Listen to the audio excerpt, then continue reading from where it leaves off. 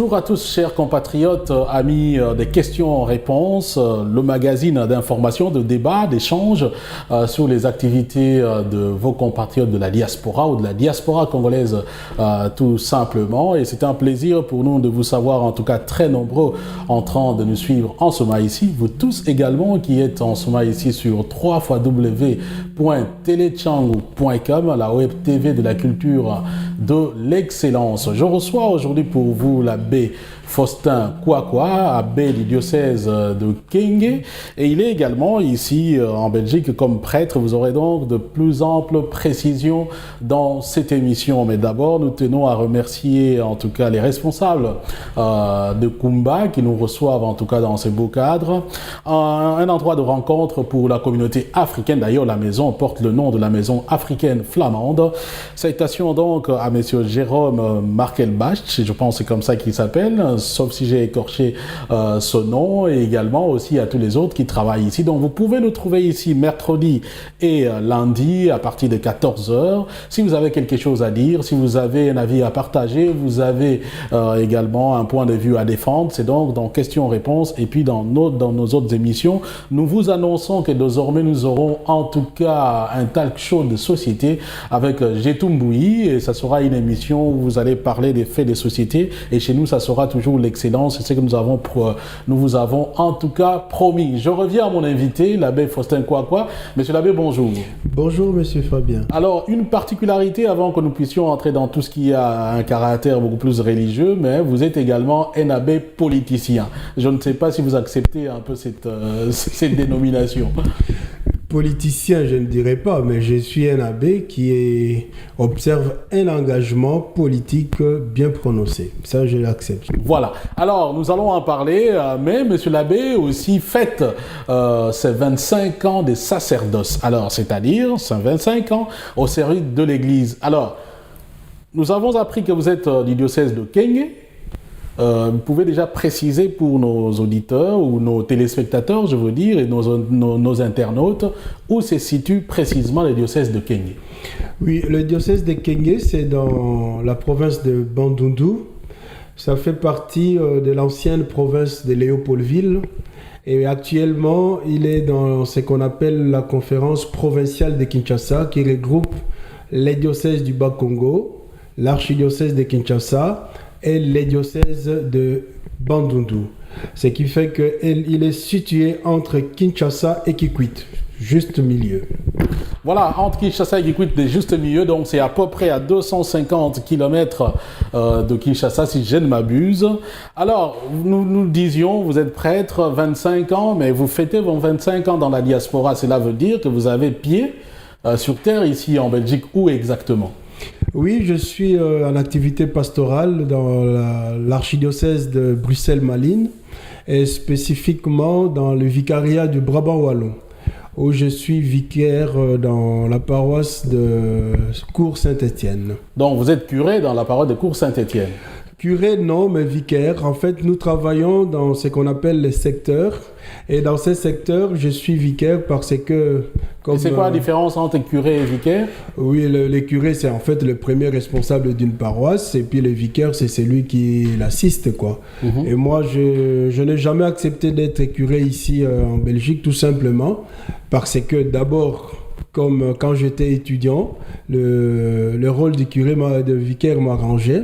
Et surtout quand je me suis engagé politiquement, après mes études... Donc, question de pouvoir libérer un peu de temps. Tout à fait, pour avoir le temps pour mes engagements politiques et surtout beaucoup de possibilités pour aller au Congo, où je me rends presque 2-3 fois l'an, et ça dépend des circonstances. Ok. Alors, 25 ans après, vous vous dites, finalement, vous êtes quel type de prêtre ?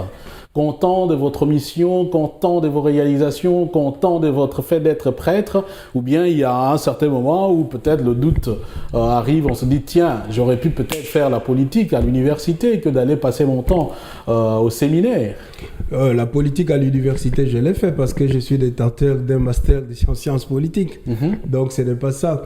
Je dirais que content d'être prêtre, oui. Vous savez, nous, c'est que nous avons l'habitude de dire j'ai la vocation. Donc sentir l'appel, répondre à Dieu, c'est depuis mon bas âge que je l'ai eu. Je me souviens, vraiment le souvenir le plus lointain que j'ai en moi, c'est vraiment drôle, date de 1968, où j'étais en 2e année primaire. Et je me souviens que l'enseignant nous demandait comme ça, faisant le tour de rôle, qui comptes-tu devenir dans la vie? Et je me souviens que moi, j'avais dit je serais soldat au premier tour. Et au 2e tour, j'ai dit je serais prêtre. Et puis après, voilà, je grandis. Est-ce que c'est pas dû peut-être à la culture de l'époque, à l'environnement? Parce qu'à l'époque, qu'est-ce qu'on voyait, hein, surtout à l'intérieur du pays, soit on voyait plus précisément les prêtres, on voyait les médecins, que même c'était un infirmier, on disait docteur, on voyait qui est encore peut-être chauffeur, voilà, c'est l'aviateur, parce qu'on voyait l'avion, et très souvent à l'époque, quand on posait la question, c'était courant d'entendre je serai prêtre, pour les filles religieuses, je serai docteur. Mais tout à fait. Ce n'était pas votre cas? La vocation, elle n'est pas comme ça ex nihilo. La vocation, elle est aussi contextualisée. Donc il y a des vocations qui naissent à partir de certains témoins, des gens qu'on a vus. Entre autres, par exemple, tu vois un prêtre, tu deviens comme mon cas. Après ça, quand je suis arrivé au niveau des 5e année, non 6e, je suis devenu enfant de chœur, donc acolyte, jusqu'à m'engager dans le groupe de Bilingué à Mwinda. Et puis voilà, c'était un chemin droit, en fait, je dirais. C'était parti, je n'ai pas été au petit séminaire, j'ai été dans un collège, et c'est de là, dans le groupe de Bilingué à Mwinda, que j'ai été envoyé au grand séminaire pour faire la philosophie, finalement la théologie. Et voilà, c'était comme ça. Alors, 25 ans après, sous quel signe finalement, comment mettez-vous votre ministère? Tout à fait. Comme pour répondre à la première question, est-ce que je suis content ou non? Dans chaque vie, dans chaque orientation de vie qu'on prend, il y a toujours des moments de joie et il y en a aussi des moments de doute, des moments d'hésitation, de remise en cause. Ça, c'est inhérent à toute option de vie parce que dans chaque option de vie, il y a ce qu'on dit, les hauts et les bas. Donc, c'est pas parce qu'on est prêtre que c'est la manque. Non, ça, on les traverse, on les vit aussi. Donc, je ne dirais pas que c'est là, je ne l'ai pas senti, oui. Mais je ne regrette pas d'avoir pris cet engagement-là. Alors, maintenant, sous quel signe? Voilà, comme je venais de le dire, voilà, quand on devient prêtre, les jours où on est ordonné, ou même déjà quand on est au niveau du séminaire, on a des aspirations, on a des appréhensions sur telle ou telle autre chose, mais une fois ordonné prêtre, on est confronté à la réalité sur le terrain. Et avec cette réalité sur le terrain, vous commencez à vous rendre compte de certaines choses que vous avez appris au séminaire, qui ne sont pas nécessairement ce que vous vivez sur le terrain. Un certain idéal qui contraste quelquefois avec la vie, soit positivement ou négativement. Alors, c'est comme pour dire que le chemin, tout en le parcourant, vous aide à mûrir, à rectifier certaines choses, certaines visions des choses, et voilà. Et moi, je peux dire qu'aujourd'hui, j'ai beaucoup réorienté ma vision du sacerdoce. Parce que je dirais bien que quand je suis devenu prêtre, bon, c'était le sacerdoce classique, où comme je vois, tel que nous avons été formés. Mais au fur et à mesure, je me suis dit, il y a quelque chose peut-être qui manque dans la manière de réaliser ces sacerdoces que je trouve de manière classique un peu loin de la situation sociale des gens. On est en fait un peu rivé vers le modèle cultualiste. Donc, quand on a célébré la messe, quand on a célébré les sacrements, on s'est fait bonne conscience. Voilà, c'est tout. Et moi, je commence à me prendre de plus en plus conscience que ça ne suffit pas. Parce que l'évangile, ce n'est pas tout simplement la célébration liturgique, mais c'est aussi la vie telle qu'elle est vécue dans les quotidiens. Alors l'évangile doit être porteur. Donc en fait, si je comprends très bien, vous vous sentez un peu plus proche de ce qu'on peut appeler la théologie de la libération, notamment, qui a eu comme, disons, dont les précurseurs ont été les latino-américains, il faut l'avouer. Tout à fait, la théologie de la libération, dans ces concepts, la théologie de la libération, elle est née en Amérique latine, mais il ne faut pas oublier l'évangile en lui-même, depuis ses origines, a toujours eu ses caractères libérateurs.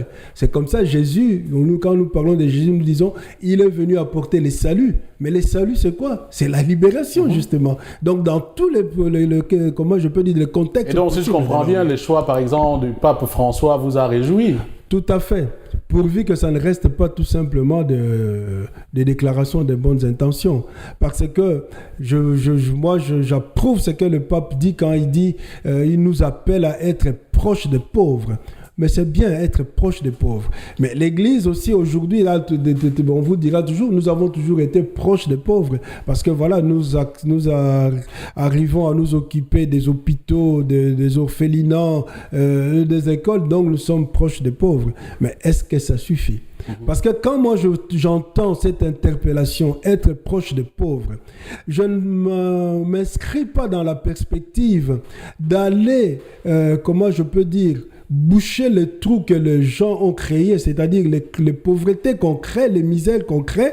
Alors nous venons tout simplement pour pouvoir se chercher à les soulager. Mais quand moi j'entends être proche des pauvres, c'est-à-dire qu'il faut aller d'abord combattre ce qui fait qu'il y ait des pauvres.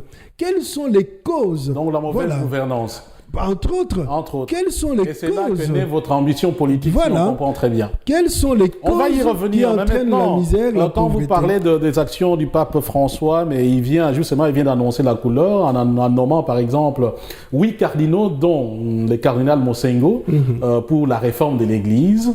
Comment avez-vous déjà accueilli une telle nouvelle, surtout qu'il y a un Congolais dedans, que vous devez connaître certainement, et des deux, mais finalement, quel type d'église que vous comptez, que vous souhaitez que le pape puisse mettre en place? Voilà, je vais commencer par répondre à la deuxième question. Quel type d'église? Mais c'est justement, comme vous le dites si bien, il a annoncé les couleurs. L'église, c'est vraiment cette église qui est toujours en phase avec les pauvres. Qu'est-ce que ça signifie? Être en phase avec les pauvres. J'ai toujours eu à répondre aux gens qui qualifient l'église, surtout dans des questions politiques, d'être neutre. Et là, j'ai toujours dit non, l'Église ne peut pas être neutre. L'Église n'est jamais neutre parce que l'Évangile n'est pas neutre. L'Évangile est toujours situé. Et il est du côté des pauvres. L'option préférentielle. Voilà, du côté de ceux qui souffrent, c'est ça que Jésus a fait. Pourquoi on est du côté des pauvres? Parce que le projet de Dieu, c'est que ses enfants tous soient heureux.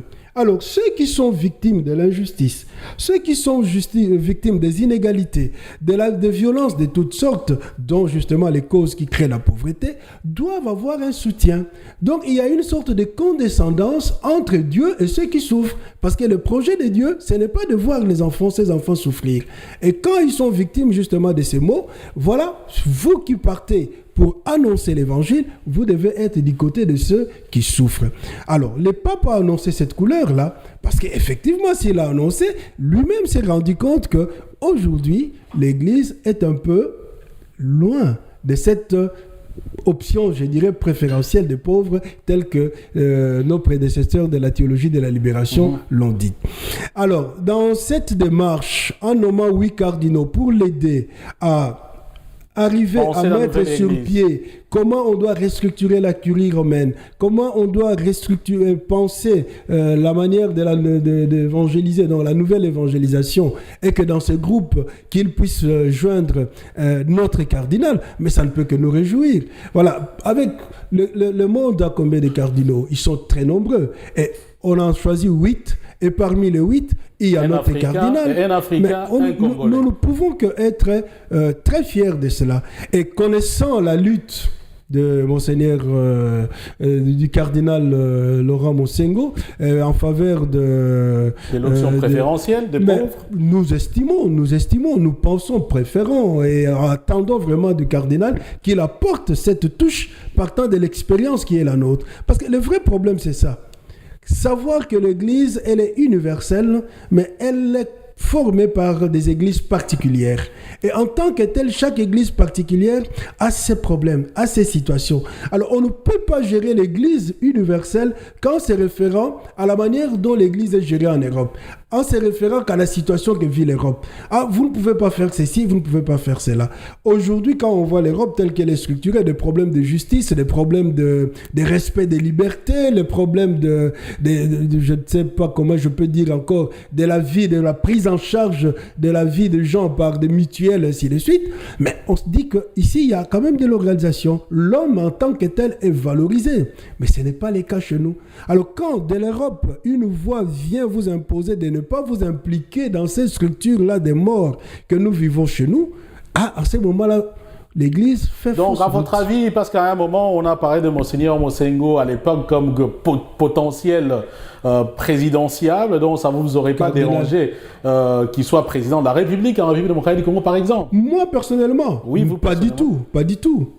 Pas du tout. Parce que dans l'Église, dans le monde, il y a eu de... Donc, s'il y a eu des interférences romaines, donc ça, pour vous, ça a été une erreur, alors? Mais bien sûr, bon, je dis, là Rome a essayé de nous imposer des choses, bien sûr, allant de ce que moi je qualifie tout simplement des choses qui ont lien à la culture européenne et à l'histoire de l'Europe. Parce que ici en Europe, vous vivez en Belgique.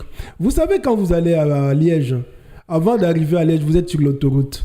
Vous voyez là, il y a un panneau où on a écrit Liège, ville de prince-évêque.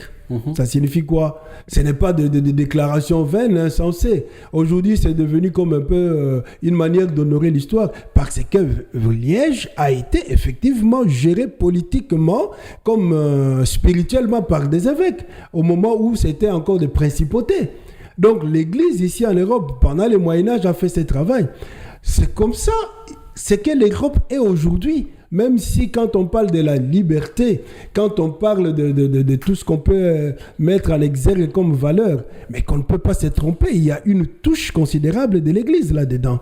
Alors, pour nous qui sommes encore en train de marcher, aspirant à arriver à ce niveau-là du respect des droits humains, de la liberté, ainsi de suite, mais pourquoi refuser que le prêtre, les évêques s'impliquent dans la gestion de la chose publique? C'est là où je trouve qu'une manière qui, en Europe, évidemment, parle avec l'histoire à amener l'Église à se mettre dehors, on reviendra ne peut pas être certainement imposé partout. à votre implication politique, mais j'ai retenu une phrase très très importante, c'est que l'Église universelle ne peut pas être gérée comme les églises particulières.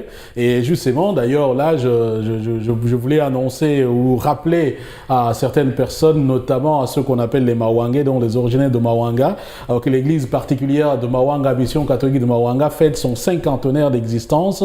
Ça sera, si je ne m'abuse, au mois de juillet, plus précisément le 14 juillet, si la date en tout cas est confirmée. Donc déjà, big coucou à tous les Mawangais à Kinshasa, au curé de Mawanga, l'abbé Dagobert Loussé certainement qui me suit, et aussi à tous ceux des prêtres qui sont passés à Mawanga. Je note l'abbé Focas Funga Funga, l'abbé Jean Rata et tous les autres, Monseigneur Louis Nzala, Monseigneur l'ancien Monseigneur Mayamba qui n'est plus Monseigneur pour le moment. Il est Monseigneur, mais il n'est plus évêque. Il n'est plus évêque, il est toujours Monseigneur. Il n'est plus évêque en exercice. Et je rappelle également que j'ai fait l'interview de Père Pete Rutenberg, qui sera, si tout va bien, diffusé à Mawanga. C'était l'ancien prêtre de Mawanga, mais l'abbé Funga Funga, vous devez le connaître. Tout à fait, je le connais très bien, oui, voilà. Très bien. Donc c'est l'occasion peut-être de lui faire également un coucou, et si tout va bien, on se retrouvera à Mawanga. Alors, ceci dit, on va peut-être, à la fin de l'émission, vous allez nous donner les précisions ayant trait à vos 25 ans de sacerdoce. Mais on vous sent très impliqué en politique, que vous avez même été candidat aux élections législatives dans votre circonscription de Kenge. Mais finalement, que faites-vous de la parole de Jésus, laissez à César ce qui est à César et à Dieu ce qui est à Dieu? D'abord, vous savez qu'il y a une très mauvaise interprétation de ces versets bibliques. Et ce qui m'étonne, c'est le fait que même au niveau de l'Église, il y a des gens qui ont intégré ça comme quoi Jésus a fait la séparation entre le politique et le pouvoir de l'État. Il n'en est pas ainsi.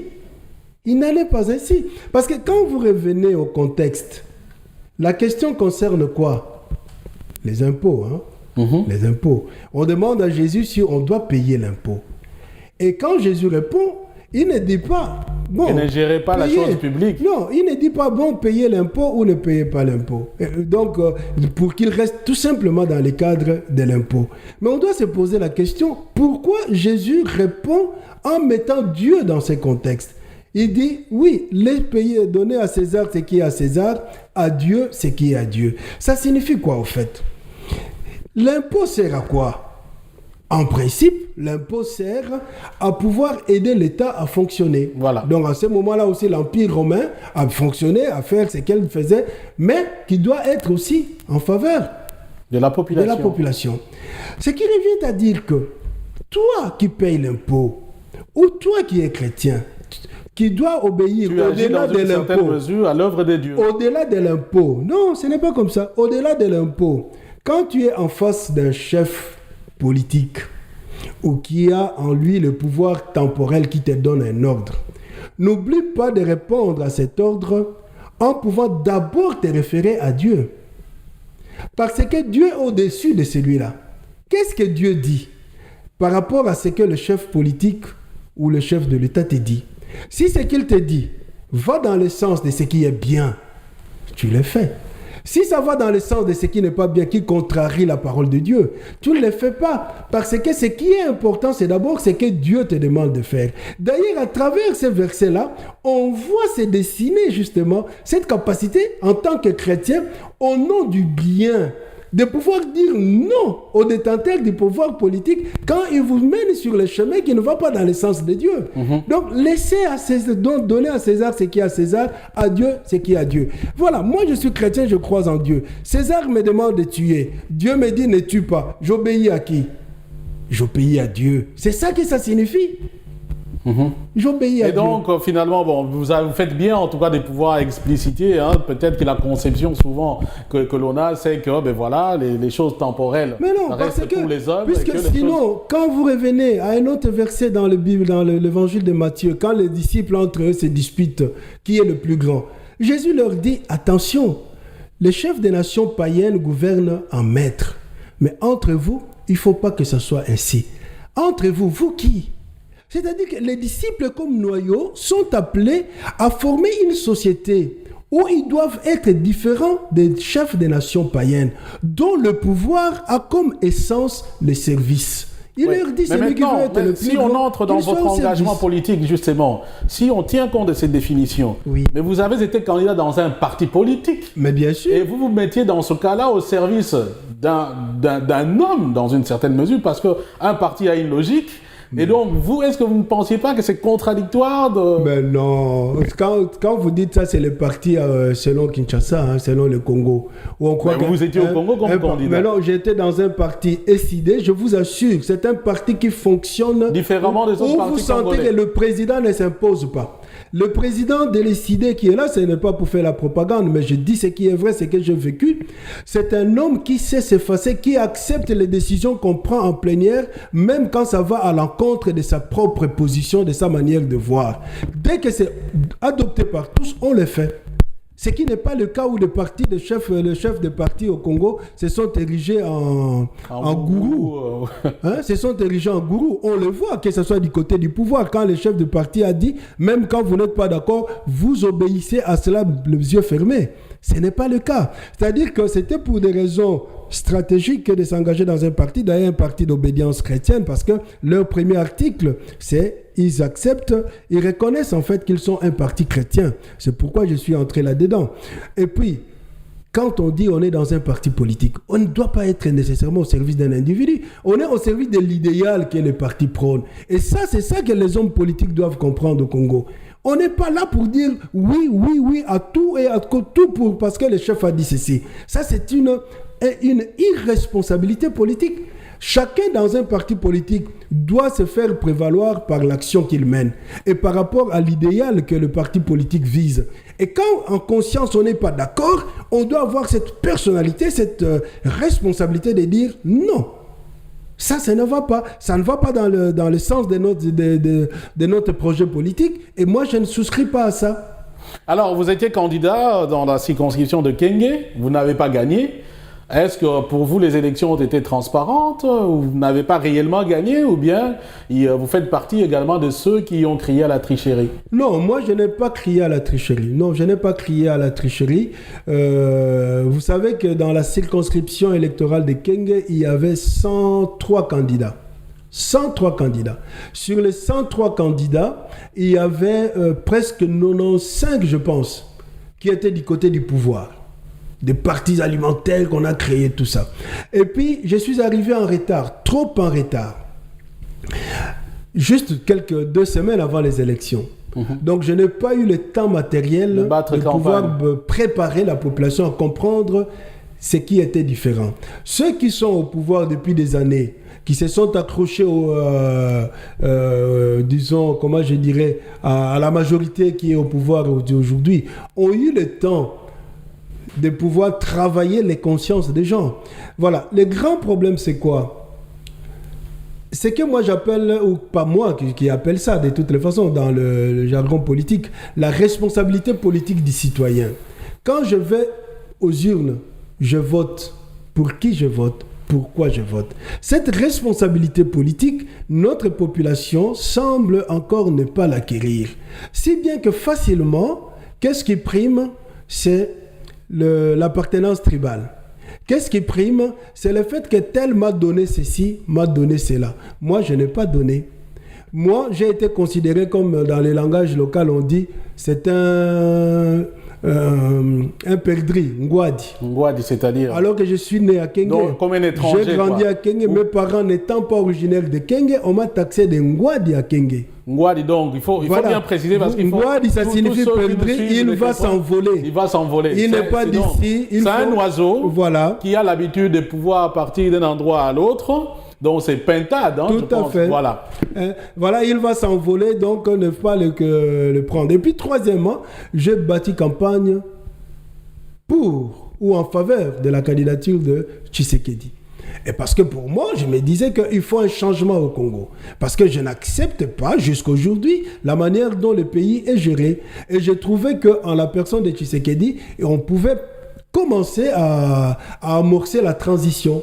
La transition, c'était pour moi un candidat de la transition pour essayer de mettre déjà les dispositifs nécessaires de promouvoir la démocratie dans ces pays-là. Et j'étais presque seul contre tous, si bien que j'ai entendu les gens me dire, si tu étais venu en ton nom personnel, on t'aurait voté. Mais tu nous amènes le Moulouba. C'est curieux, des hommes, même des gens qui ont étudié, des intellectuels, là, des politiciens. C'est à Kenge, dans le à Kenge. Les Moulouba, ce n'est pas ici. Moi, je trouve, mais c'est de la bassesse. Que vous puissiez parler de Moulouba. Lui, il est Moulouba, c'est un fils du Congo. Mais vous avez dans le truc du pouvoir là des gens qui ne sont même pas congolais. Et vous êtes toujours derrière eux. Mais lui, Moulouba, fils du Congo, vous le pointez du doigt, c'est Moulouba, Balouba, donc ça, c'est en fait, si on vous entend parler, c'est pratiquement aussi les résultats ou la résultante de la campagne qui a été battue par... mais bien sûr, par les leaders politiques de la place. De la place. Ça, c'est clair. Si pas tous, mais il y en a qui ont exploité ça. La fibre tribaliste. Mais voilà, bien sûr. Alors, je ne pouvais pas... Mais moi, ma joie était... celle de transmettre le message que je transmettais.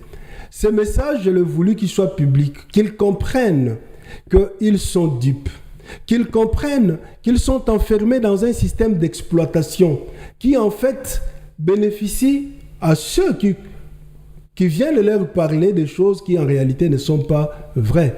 On leur balance, là, par exemple, la route, les 1 km de la barrière jusqu'au marché. Voilà, on vous a fait une route. Mais qu'est-ce que ça représente par rapport à la vie qu'ils mènent au jour le jour? C'est ça. On vous a donné un groupe électrogène. Mais qu'est-ce que ça représente alors que le Congo, on ne peut même pas utiliser ces courants dans les familles. On ne voit pas l'impact de ces courants dans la vie de tous les jours. Bon, des trucs comme ça qu'on dépose, alors on fait croire aux gens que toute leur vie s'est améliorée à base de ça. Et moi, je trouve ça, c'est une trahison. Comment des hommes aussi intelligents, des hommes aussi cultivés, puissent se remettre dans ce que moi j'appelle un nivellement par les bas. Amener la population à se contenter du strict minimum. Et alors, maintenant, finalement, vous en sortez déçu, si je vous comprends. Est-ce que vous pourriez encore tenter l'expérience si jamais d'autres élections sont organisées prochainement? Je ne m'en sors pas déçu. Pourquoi? Même si je n'ai pas été élu, il y a un mois, j'ai été au Congo. Je suis parti enseigner. J'ai été à Kenge. J'ai amené des livres là pour l'école secondaire, comme j'en ai amené pour l'Institut supérieur. J'amène des livres pour des écoles là-bas, pour assurer l'éducation et la formation de notre jeunesse, qui est laissée comme ça à son triste sort. Mais j'ai entendu les gens dire, dernièrement... que nous avons commis une erreur. Ah, si on t'avait écouté. Il a dit, mais oui, ça vous le dites parce que vous me voyez. Et je suis sûr que si vous ne faites pas attention aux élections prochaines, vous agirez comme vous venez d'agir.